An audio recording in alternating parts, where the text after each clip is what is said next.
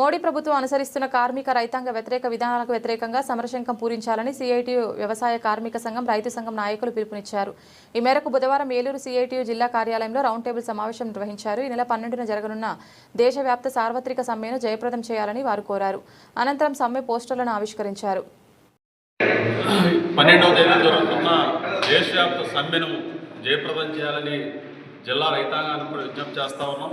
ఈ సమ్మెలో పేద రైతులు, కౌలు రైతులు, వివిధ పంటల అన్ని పంటల రైతులు పెద్ద సంఖ్యలో పాల్గొవలసిందిగా విజ్ఞప్తి చేస్తూ ఉన్నాం. ఈరోజు ప్రధానంగా కేంద్ర మోడీ ప్రభుత్వం అనుసరిస్తున్న రైతాంగ వ్యతిరేక విధానాలు, కార్మిక వ్యతిరేక విధానాలు నిరసనగానే ఈ సమ్మె జరుగుతూ ఉన్నది. అయితే ఈరోజు కేంద్ర మోడీ ప్రభుత్వం అమెరికాతో చేసుకున్న వాణిజ్య ఒప్పందం కానీ, అలాగే యూరోపియన్ యూనియన్తో చేసుకున్న వాణిజ్య ఒప్పందం వల్ల కానీ ఈ దేశానికి చాలా పెద్ద ప్రయోజనం ఉందని చెప్పేసి చెప్తా ఉన్నారు.